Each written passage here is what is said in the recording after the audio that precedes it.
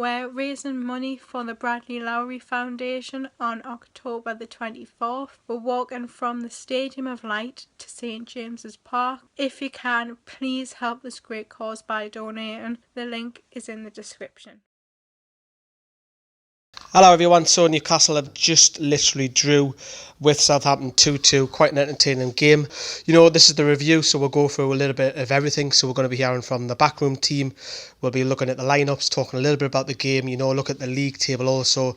We'll hear from Elisha, who done well, who didn't, and just talk to you about it and want to know what your thoughts are in the comments box down below, you know. So I'm just at work obviously in a minute. So lineups, and let's begin there first of all. So let's have a look at Southampton. So not massive surprises really, to be honest with you. I thought Davis would start, but Gabbiadini come in. So Forster, Suarez, Van Dijk, Yoshida, Bertrand, Romeu, Lemina, Tadic, Redmond, Gabbiadini and Long. Let's have a look at Newcastle's lineup. Now there was some massive surprises here.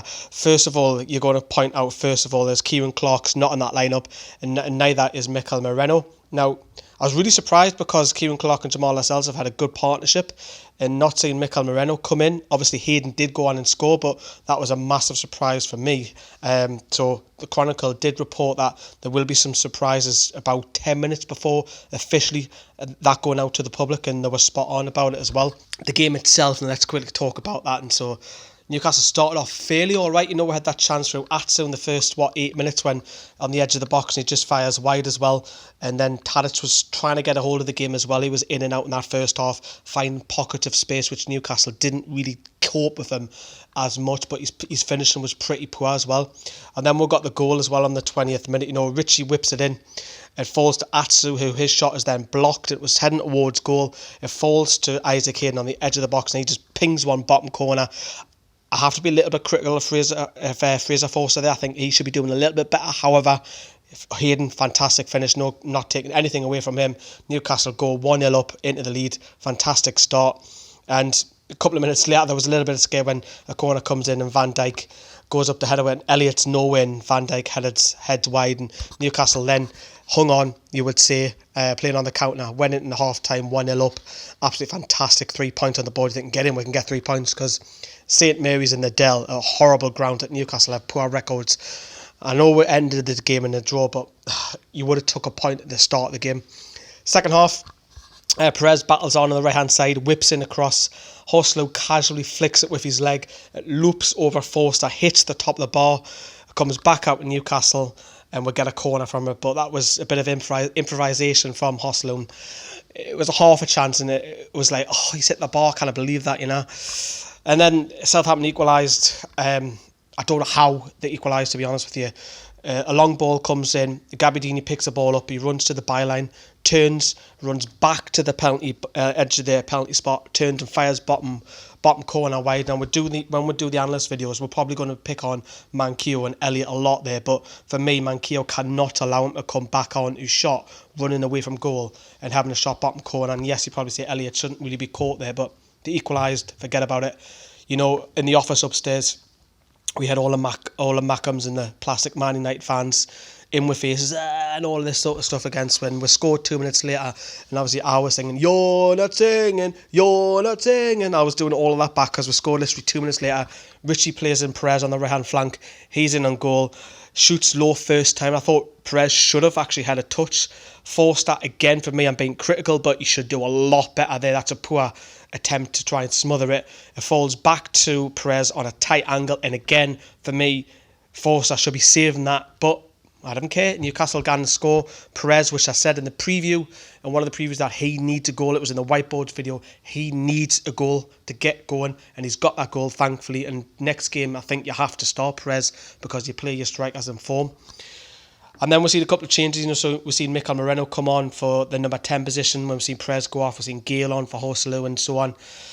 And then a bit of moment of madness from Florian Lejeune when Shane Long's looking for it. Shane Long's down that left flank, and he's just waiting for that contact to come, and Lejeune clips him, and Gabbiadini steps up, pings one top corner. It's an equaliser. It was a blatant penalty, I can't deny that, but Long's done Lejeune literally, and he's fooled him, and he got the penalty and rightly deserved, and 2-2.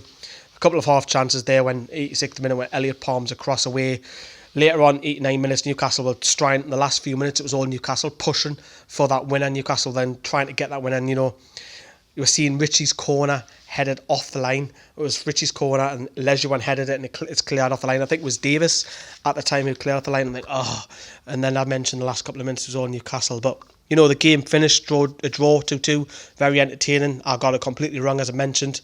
But you would have took a point at the start of the game. Most fans would have. I know it's disappointing the way we conceded that second goal, but 90% of Newcastle fans would have took a point from this, because this is a horrible ground. We'll never do well here, ever. Looking at the league table, Newcastle remain in 9th position in the Premier League. Southampton do move up, as you can see, in 10th position after the draw today. But again, mid-October, you're sitting 9th in the Premier League, a promoted side. You would have snapped your hand off that. We've got Crystal Palace next. Yes, they've got a great result against Chelsea, but you would fancy Newcastle to beat Palace at home.